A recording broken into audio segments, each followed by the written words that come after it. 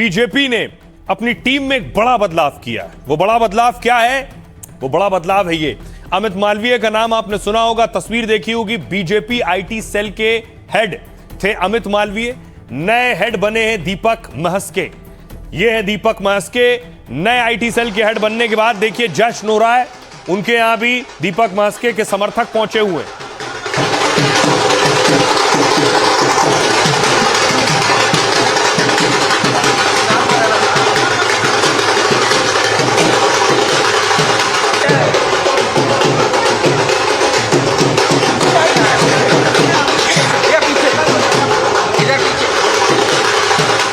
तो किसी भी पार्टी का जो आईटी सेल है वो एक बड़ी टीम होती है, बड़े ताकतवर टीम होती है, या आप कह सकते हैं क्योंकि बड़े बड़े कैंपेन उस पार्टी के लिए चलाना उनकी जिम्मेदारी होती है। यह जिम्मेदारी अब दीपक को मिल गई है। उधर आप देख रहे हैं अमित मालवीय को। बीजेपी ने आईटी सेल में बहुत बड़ा यह बदलाव किया है। अमित मालवीय की जगह दीपक महस्के को यह जिम्मेदारी दी गई है। छत्तीसगढ़ के दीपक महस्के को डेटा मैन कहा जाता है। वो मीडिया प्रवक्ता की बजाय चुपचाप काम करते हैं। 15 साल से पार्टी के आईटी और सोशल मीडिया सेल में बंगाल, बिहार और छत्तीसगढ़ चुनाव जिताने में अहम रोल है उनका। उन्होंने डिजिटल, डेटा और सोशल मीडिया कैंपेन संभाला। अमित मालवीय की तरह मुखर और आक्रामक नहीं माने जाते हैं। उन्हें संगठनात्मक रणनीतिकार के तौर पर जाना जाता है। पर्दे के पीछे से काम करने में माहिर हैं महस्के। केमिस्ट्री से एमएससी किया है। बाद में वो छत्तीसगढ़ में केमिस्ट्री के प्रोफेसर भी रह चुके हैं। बागवानी और ऑर्गेनिक खेती के कामों में 35 साल तक जुड़े रहे। चुनावी डेटा जमा करने और उसके विश्लेषण के लिए जाने जाते हैं। छत्तीसगढ़, बीजेपी छत्तीसगढ़ राज्य आईटी सेल के भी प्रमुख रह चुके हैं। अमित मालवीय ने दीपक महस्के को बधाई दी है। डिजिटल समर्थकों को बीजेपी की ऑनलाइन ताकत की रीढ़ बताया और कहा नई टीम के साथ पार्टी का डिजिटल अभियान और बढ़े। अमित मालवीय 11 साल तक बीजेपी के सोशल मीडिया प्रमुख रहे हैं। सुनिए जरा क्या कह रहे हैं नए आईटी सेल के हेड दीपक महस्के। ये बहुत बड़ी जवाबदारी है और गर्व भी महसूस होता है। एक सामान्य से कार्यकर्ता को राष्ट्रीय स्तर की जवाबदारी दी गई है। मैं प्रदेश के संगठन को, राष्ट्रीय संगठन को, हमारे मुख्यमंत्री जी, हमारे राष्ट्रीय अध्यक्ष नितिन नवीन जी, माननीय मोदी जी और सभी वरिष्ठ नेताओं का और कार्यकर्ता भाइयों का आभार व्यक्त करता हूँ और इस जिम्मेदारी पर प्राण से जुटकर इसको पूरा करने का प्रयास करेंगे। देखिए, नितिन जी हमारे प्रभारी रहे हैं, साथ में काम करने का मौका मिला है। हमने काफ़ी सारी रणनीतियों में यहाँ भी साथ में काम किया, उनका मार्गदर्शन यहाँ पर भी मिला और राष्ट्रीय स्तर पर भी जो भी योजना वो हमको देंगे उस पर हम लोग काम करेंगे। बहुत से चेहरों की नई एंट्री हुई है, कई चेहरे बाहर भी हो गए हैं। एक और बीजेपी का बड़ा चेहरा, बीजेपी के राष्ट्रीय प्रवक्ता।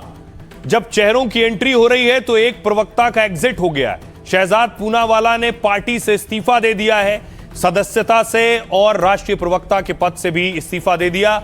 आधिकारिक इस्तीफा उन्होंने सोशल मीडिया पर शेयर किया है। आखिर शहजाद ने क्यों इस्तीफा दिया, क्या लिखा है उसमें देखिए जरा। शहजाद पूनावाला ने बीजेपी छोड़ने का सार्वजनिक ऐलान कर दिया है। उन्होंने सोशल मीडिया पर बीजेपी अध्यक्ष को एक चिट्ठी पोस्ट की और अपील की है कि उनका इस्तीफा स्वीकार कर लिया जाए। चिट्ठी के मुताबिक शहजाद 30 जुलाई को इस्तीफा भेज चुके थे। 31 जुलाई को उन्होंने अपने एक्स से बीजेपी से जुड़ी बातें हटा दी थी, लेकिन बीजेपी नेतृत्व ने अभी तक उनका इस्तीफा स्वीकार नहीं किया। अब चिट्ठी में शहजाद ने इस्तीफे की बात सार्वजनिक कर दी है। उन्होंने आर्थिक और निजी कारणों को इस्तीफे की वजह बताया और लिखा है पार्टी छोड़ रहा हूं लेकिन विचार और व्यक्ति नहीं। चिट्ठी में शहजाद पूनावाला ने लिखा, पिछले कुछ दिनों की घटनाओं, जिन व्यक्तियों के बारे में मैंने आपको विस्तार से बताया, उन्होंने मुझे अपने पूर्व निर्णय पर दृढ़ रहने के लिए बाध्य किया है। शहजाद ने कांग्रेस के साथ सियासी सफर की शुरुआत की थी। फिर 2017 में उन्होंने राहुल गांधी के नेतृत्व पर सवाल उठाए और बीजेपी में शामिल हो गए। बाद में पार्टी के राष्ट्रीय प्रवक्ता बने। पुणे के रहने वाले शहजाद पूनावाला ने कानून की पढ़ाई की है। सियासत में आने से पहले वो वकील और सामाजिक कार्यकर्ता रहे हैं। सुनिए जरा पहले शहजाद क्या कुछ कह चुके हैं, सुनिए।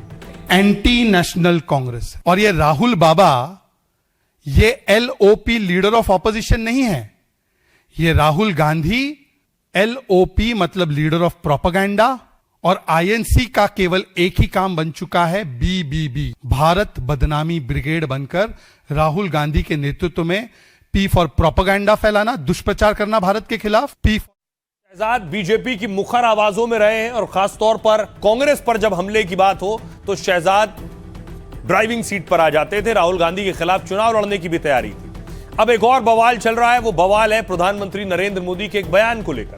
प्रधानमंत्री ने बयान दिया, लाल किले से दिमागी नक्सलियों की बात की थी। वो रास्ते खोज रहे हैं, समाज को गलत राह पर घसीटने के लिए भांति भांति के दांव कर रहे हैं। इन दिमागी नक्सलियों को पहचानना होगा। इन दिमागी नक्सलियों, प्रधानमंत्री ने कहा दिमागी नक्सलियों को पहचानना होगा, और उसके बाद सियासी तीर चलने लगे। देखिए कौन क्या कह रहा है। पी चिदम्बरम कह रहे हैं, मुझे दिमागी नक्सल होने पर गर्व है। यह अर्बन नक्सली आंदोलन जीवी का नया रूप है। अर्बन नक्सली कौन थे, आंदोलन जीवी कौन थे? ये आरोप विपक्ष के सदस्यों के खिलाफ लगाए जाते थे। दिमागी नक्सली उसी तरह के पुराने आरोपों का यह नया रूप है। सुधांशु त्रिवेदी ने जवाब दिया, पीएम मोदी ने तो किसी का नाम नहीं लिया, लेकिन 24 घंटे में दिमागी नक्सली सबके सामने आ गए। मनमोहन सिंह ने नक्सलवाद को सबसे बड़ा खतरा बताया था। अब नरेंद्र मोदी की सरकार ने उस खतरे को समाप्त कर दिया है। कांग्रेस से पूछना चाहता हूं कि क्या मनमोहन सिंह सही हैं या आज के आपके स्वघोषित दिमागी नक्सली पी चिदम्बरम? इसके बाद अरविंद केजरीवाल ने कहा, पीएम के हिसाब से दिमागी नक्सली कौन है? जो इस देश में प्रश्न उठाने की हिम्मत करता है, जो विकसित भारत का सपना देखेगा, वो दिमागी नक्सली है। मैं आपके हिसाब से दिमागी नक्सली हूं क्योंकि मैं देशभक्त हूं। इस पर हेमंता बिस्वा शर्मा ने कहा, पी चिदम्बरम दिमागी नक्सल नहीं बल्कि पूरी तरह से नक्सल हैं। जब देश के गृह मंत्री ने खुद को दिमागी नक्सल कहा है तो जांच हो कि क्या उन्होंने नक्सलवाद के खिलाफ जानबूझकर कदम नहीं उठाया। महबूबा मुफ्ती ने कहा, मैं अनुच्छेद 370 का समर्थन करती हूं, मैं एक दिमागी नक्सल हूं। सुनिए दिमागी नक्सल पर कैसे वॉर छिड़ा है। प्रधानमंत्री जी के हिसाब से दिमागी नक्सली कौन है? जो इस देश में प्रश्न उठाने की हिम्मत करता है, प्रधानमंत्री जी के हिसाब से वो दिमागी नक्सली है। जो प्रधानमंत्री जी से और बीजेपी से डरता नहीं है, जो एक विकसित भारत का सपना देखता है, वो प्रधानमंत्री जी के हिसाब से दिमागी नक्सली है। मैं प्रधानमंत्री जी को कहना चाहता हूं कि मैं अरविंद केजरीवाल आपके हिसाब से दिमागी नक्सली हूं क्योंकि मैं देशभक्त हूं और मुझे इस बात का गर्व है। मात्र 24 घंटे के अंदर किसके दिमाग में नक्सली दिमाग था, वो खुद ब खुद निकलकर सामने आ गया। देश का एक ऐसा गृह मंत्री है जिसे इसमें गर्व का अनुभव नहीं हो रहा है, उसे इस बात में गर्व का अनुभव हो रहा है कि वह दिमागी नक्सली हैं। तो मैं कांग्रेस से पूछना चाहता हूं कि डॉक्टर मनमोहन सिंह सही हैं या आज के आपके स्वघोषित दिमागी नक्सली चिदम्बरम? जिस नस्ल की बात वो कर रहे हैं ना, दिमागी नक्सलवाद, उस नस्ल के लोग सिर्फ बीजेपी में मिलते हैं, जो सड़क पर नफरत बांटते हैं, जो सड़क पर चलते हुए लोगों को पीटते हैं, जो धर्म के नाम पर नफरत फैला करके जिस धर्म के अंदर प्रेम का पाठ पढ़ाया जाता हो वो नफरत का पाठ पढ़ाते हैं। अभी तो उड़ता हुआ तीर ले रहे हैं। दिमागी नक्सली किसको कहा मोदी जी ने? देखो दिमागी नक्सली का अर्थ क्या है? जो लोग सफेद पोश लोग हैं, जो छुप करके और देश में अराजकता फैला रहे हैं, देश में आतंकवाद को बढ़ावा दे रहे हैं, उनको खाद पानी दे रहे हैं। खाद पानी मतलब समझिए, उसको आर्थिक सहायता दे रहे हैं कहीं। तो ऐसे लोगों को जब प्रधानमंत्री जी कह रहे हैं तो पूरा देश कह रहा है भाई। लेकिन वो अब कांग्रेस नेता कह रहे हैं कि हम ही हैं, तो आगे हमको कुछ कहने की आवश्यकता है। और आइए अब आपको बताऊं कि एक तरफ प्रधानमंत्री नरेंद्र मोदी ने कहा दिमागी नक्सल। आपको याद होगा कि सीजेआई ने कॉकरोच का जिक्र किया था तो कॉकरोच जनता पार्टी बन गई। प्रधानमंत्री ने दिमागी नक्सल कहा तो दिमागी नक्सल के नाम से भी पार्टी बन गई। ये देख रहे हैं, ये उसका लोगो, दिमागी नक्सल पार्टी। दिमागी नक्सल पार्टी की चर्चा पीएम मोदी के भाषण के बाद शुरू हुई। 15 अगस्त को प्रधानमंत्री मोदी ने दिमागी नक्सल का जिक्र किया। अपने भाषण में उन्होंने कहा था, भले ही जंगल में हथियार उठाने वाला नक्सल खत्म हो गए, लेकिन दिमागी नक्सल अब भी मौके की तलाश में। अब सोशल मीडिया पर नया कैंपेन तेजी से चर्चा में आया है। दिमागी नक्सल पार्टी यानी डीएनपी नाम से अकाउंट बन गया है इंस्टाग्राम पर। इसमें 24 घंटे में 2 लाख फॉलोअर जुड़ गए।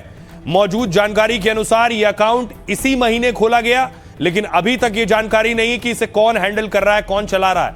लॉग से पता यह चला है कि इसका यूजर ने एक बार बदला गया है। इसके इंस्टाग्राम अकाउंट पर अब तक 63 पोस्ट किए जा चुके हैं और यह अकाउंट करीब 35 लोगों को फॉलो कर रहा है। एक्स पर डीएनपी राहुल अखिलेश जैसे नेताओं को फॉलो कर रहा है और इस सोशल मीडिया कैंपेन का स्लोगन सोचो, रिसर्च करो, विरोध करो है। सुनिए क्या कुछ कह रहे हैं हेमंता और रामदेव। जेन जी नाम में लोगों को आंदोलन करने के लिए उत्साह देने का साथ साथ पूरा देश को माहौल बिगाड़ने का ये लोग संकल्प लेके रखा है। इससे मैं कोई ज्यादा परेशानी भी नहीं हूं कि इसलिए ये लोग खुल्लम खुल्ला देश विरोधी काम कर ही रहा है और खुल्लम खुल्ला देश का लोगों को बोल रहा है कि आप आंदोलन करो, धरना करो, एनआरकी लाओ। ये तो हर दिन बोल ही रहा है।